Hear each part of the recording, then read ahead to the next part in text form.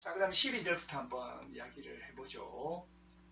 안에 있음 그 자체의 방향을 잡아가지고, 안에 있음 그 자체의 방향을 잡아가지고, 세계 내 존재를 대강 그려봄.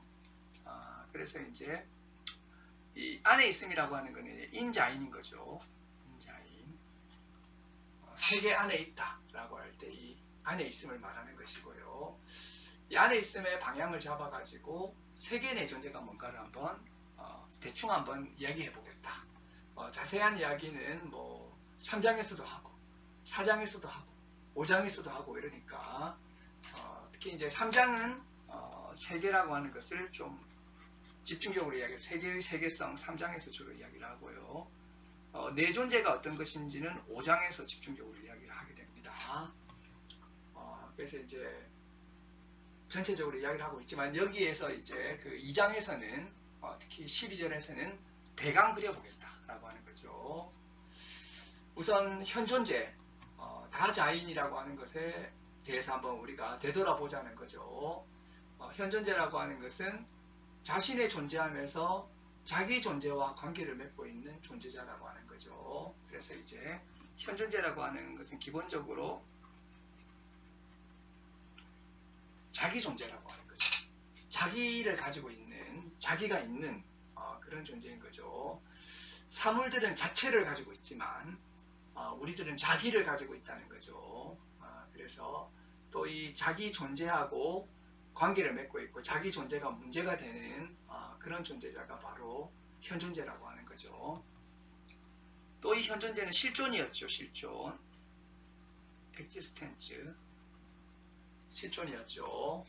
그래서 이제 이 실존이라고 하는 거하고 existentia, 실제라고 하는 거는 조금 차이가 난다고 말씀을 드렸죠. 둘 다 이 본질과 어떻게 보면 좀 대립되는 개념인데,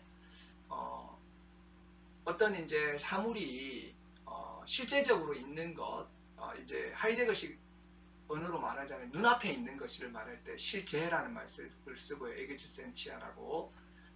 우리 인간이 어떤 존재하는 방식, 자기를 가지고 자기 존재와 관계를 맺고 있고, 자기가 뭐 가지고 있는 가능성과 관계를 맺고 있고, 자기 가능성을 실현하느냐 안 하느냐 이런 문제를 가지고 있는 것은 바로 이제 실존에 해당하는 거죠. 그래서 지난 시간에 말씀드렸던 것처럼 현존재의 본질은 실존에 있다라고 해서 현존재에서 굉장히 중요한 부분이 실존이라고 하는 점이라고 하는 것을 이야기를 드렸습니다. 그리고 이 현존재는 각자성을 가진다는 거죠. 예마이니카이트라고 하는 이 각자성, 각자인 것이죠. 그리고 이 각자성이 바로 본래성과 비본래성이라고 하는 것을 가지게 되는 가능 조건이라고 하는 것을 이야기했던 겁니다. 이런 식으로 현존재를 우리가 바라보게 되면 자기라고 하는 것이 있고 실존이라고 하는 것이 있고 또 각자이고 본래성과 비본래성이라고 하는 이런 부분들을 가지고 있는 것이 바로 현존재라고 하는 거죠. 그래서 이 현존재를 이해할 때는 범주만으로는 되지 않는다는 것입니다. 우리가 보통 말하는 이 범주. 이 범주라는 것이 어떤 것이 있습니까? 아리스토텔레스에게는 10개의 범주가 있죠. 그리고 칸트에게는 12개의 범주가 있는 겁니다. 하지만 이런 이제 범주들을 가만히 살펴보면 하이데거가 이야기하고 있는 이런 실존 범주가 없다는 거죠. 그분들이 만들어 놓은 칸트나 아리스토텔레스가 만들어 놓은 범주를 보게 되면 하이데거가 만들어 놓은 이런 이제 실존 범주 같은 것은 없다는 겁니다. 그래서 이제 무언가가 좀 많이 이 범주에 있어서 좀 부족한 부분이 있는 거죠. 그래서 현존재에서 우리가 주요하게 살펴보아야 될 것이 실존과 실존적인 것, 실존성, 그리고 이제 실존 범주 이런 부분들을 잘 살펴봐야 된다는 것입니다. 그리고 이제 이렇게 현존재를 이렇게 설명하고 나서 현존재를 또 뭐라고 이야기하고 있냐면 하이데거는 현존재의 존재 규정을 세계 내 존재라고 하는 존재 구성 틀에서 고찰해야 된다는 거죠. 그러니까 현존재라고 하는 이 존재자가 사실은 세계 내 존재라고 하는 구조를 가지고 있다는 거죠. 그래서 이제 세계 내 존재는 통일적인 현상인데 조각조각 분리해 가지고 결합하는 조립하는 형태로 이야기될 수는 없고요. 일종의 전체성을 갖고 있다는 것입니다.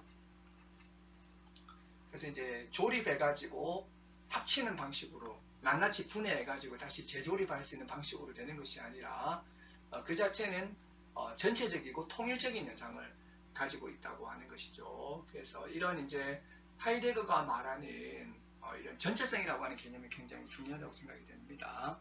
이것은 이제 부분을 조립해가지고 만들어낼 수 있는 그런 것은 아니라고 하는 것이죠.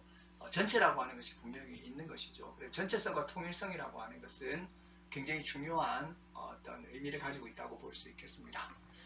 어쨌든 이제 중요한 것은 하이데거가 말할 때 현 존재라고 하는 것은 세계 내의 존재라고 하는 구조를 가지고 있다는 것입니다. 지난번에도 제가 강의 시간에 말씀드렸던 것처럼 존재와 시간을 보면 굉장히 구조적이에요. 그러니까 매우 이 책이 실존적이고 그렇지만 결국에는 실존론적이고 현상학적이고 그리고 또 존재론적이고 매우 또 이제 구조적이라고 하는 것입니다. 우리가 이런 부분들을 좀 생각하면서 존재와 시간을 읽게 되면 존재와 시간의 특징을 더 잘 알 수 있으리라고 생각이 됩니다. 자, 그래서 이제 그 세계 내 존재를 설명을 해주고 있습니다. 그래서 지금 우리가 하고 있는 게 2장이죠. 2장인데 3, 4, 5장이 어떻게 되는지를 설명을 해주고 있어요. 그래서 2장이 사실은 세계 내 존재를 설명하는 어떻게 보면 일종의 서론의 역할을 해주고 있다는 사실을 우리 여기서 알 수 있다는 거죠. 개요를 설명해주고 그렇다는 사실을 알 수 있다는 거죠. 우선 세계 내 존재할 때 여기 세계 내라는 것을 이야기한다는 거죠. 그래서 세계의 존재론적 구조를 탐문해야 된다. 일단 세계 내의 존재라고 할 때 세계라는 말을 잘 아느냐? 과연 세계라고 하는 것을 올바르게 이해하고 있는가 이런 거죠. 그래서 세계성 자체의 이념을 탐구하고 또 규정한다는 것입니다. 그래서 이제 그 데카르트라든지 칸트라든지 이런 분이 생각했던 세계하고는 다른 세계라고 하는 중요한 개념을 여기서 다루는 것입니다. 그래서 3장에서 하는 것은 바로 세계라고 하는 이 부분을 좀 주의 깊게 다루고요. 그 다음에 그 두 번째로 세계 내 존재의 방식으로 존재하는 그 존재자, 그 존재자는 누구인가라고 하는 점을 다룬다는 것입니다. 그래서 이제 그 여기에서 중요한 것은 후의 물음이 나와요. 독일어로는 베어죠, 베어. 누가 현 존재의 평균적인 일상성에서 존재하는가라고 하는 문제가 여기서 제기가 되고 또 이 이제 3장에서는 주로 우리가 다음 시간에 보시겠지만 일단 세계 개념을 이야기하고요. 그리고 이제 세계 내부적인 존재자로서 이제 그 손 안에 있음과 눈앞에 있음 굉장히 중요한 이제 그 개념이죠. 포한덴이라고 하는 이제 그런 그 개념하고 그다음 주한덴이라고 하는 개념이 있는데요. 이것을 이제 포한덴이라고 하는 것을 눈앞에 있다는 걸로 그리고 주한덴이라고 하는 것을 손 안에 있는 걸로 이렇게 이제 그 번역이 되는데요. 사실은 이제 손 앞에 있음, 손 안에 있음 이렇게 해도 되는데 어쨌든 이제 이 번역은 매우 훌륭하다고 생각이 됩니다.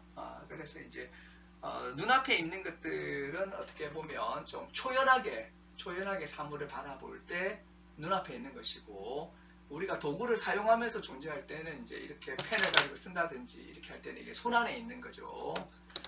그래서 이제 좀 이렇게 거칠게 말하자면 도구적인 어떤 측면을 말하는 것이고 이것은 이제 그 사물의 이제 초연하고 객관적인 측면, 사물적인 측면을 이야기하고 있는 것인데요. 둘 다 사실 사물인 거죠. 그런데 이제 그 초연하게 바라볼 때는 이제 눈앞에 있음이 되는 것이고 사용을 할 때는 손앞에 있음이 되는 거죠. 근데 하이데거는 이게 더 근본적이라고 봤죠. 이게 이제 이런 것들을 뭐라고 부르냐면 세계 내부적 존재자라고 부릅니다. 이거는 세계 내 존재하고는 달라요.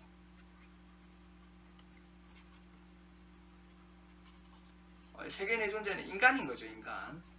인간 현존재의 이제 존재 구성 틀이고, 이거는 세계 내부적 존재자인 거죠. 그래서 세계 내 존재라는 말하고 세계 내부적 존재자라는 말이 구분되어야지 존재와 시간을 잘 이해할 수가 있겠죠. 어쨌든 여기에 보면 자기가 있고 세계, 자기는 세계라는 것 안에 있다는 거죠. 여기에 보게 되면 이제 손 안에 것, 눈앞에 것이 있다는 거죠. 자, 여기까지 이런 이제 이야기가 되다가 이제 그 4장으로 넘어가게 되면 이 이제 현존재가 누구냐라고 하는 후의 물음을 묻는 거죠. 그래서 평균적으로 일상적으로 존재하는 나는 누구냐 이렇게 물어보게 되는데요. 이 충격적인 이야기가 나오게 됩니다. 평균적으로 일상적으로 존재하는 이제 그 자기는 사실은 다스만이라고 해서 보통 세인이라고 옛날에 이제 세상 사람 이런 말이죠. 근데 여기서는 그들로 번역이 됩니다. 그들이었다는 거죠. 그들. 그래서 이제 이 그들은 일종의 여론 같은 거죠. 여론이라든지 뭐 어떤 이제 그 일반적인 생각 같은 거죠. 그래서 사실 이제 내가 나로 살지 않고 여론으로 살고 있다는 거죠. 일종의 선입견 같은 걸로 살고 있다는 거죠. 그런 이제 이야기를 하고 있으면서 또 여기에서 이제 결국에는 누구를 말하냐면 공현존재, 일종의 이제 타인 이야기를 하는 거죠. 타인. 그래서 이제 공현존재 이야기를 하는 것을 볼 수가 있습니다. 이래 되면 이제 세계의 큰 그림이 이제 완성되는 거죠. 그래서 손앞의 것과 눈앞의 것과 타인이 있는 세계, 이런 세계가 그려지게 되는 것이죠. 이게 이제 세계 내 존재를 이야기하는 것이고, 그런데 이제 이 자기가 세계 안에서 내 존재하고 있다. 세계 안에서 살고 있다. 안에 있다. 이 말이 도대체 무슨 말인지 아느냐? 이 세계 안, 내 존재가 이제 어떤 것이냐? 안 자체의 존재론적 구성이 또 끄집어내줘야 된다는 거. 이게 5장에서 이루어지는 이야기입니다. 그래서 이제 여기에서는 보통 이제 3가지 이야기 혹은 4가지가 이야기가 되는 거죠. 처해 있음과 이해와 말과 빠져 있음. 이제 이런 것들이 나오면서 이제 안에 있다는 것이 도대체 어떤 것인지에 대해서 이야기를 해주는 거죠. 그래서 이런 이야기까지 되고 나면 대체로 세계 내 존재에 대한 이야기가 다 되어가지고 이걸 전체를 총괄해가지고 결국 6장에서는 이제 현존재의 존재를 말해주는 거죠.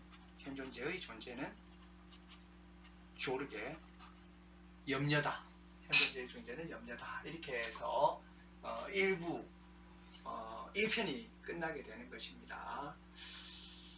이러한 이제 과정에 있는 이제 이 세계 내 존재가 그래서 매우 중요한 거죠. 사실은 이 개념이 1편을 거의 지배하고 있죠. 그것을 이제 개론적으로 이야기해 주는 것이 바로 2장이다. 이렇게 우리가 볼 수 있을 것 같습니다.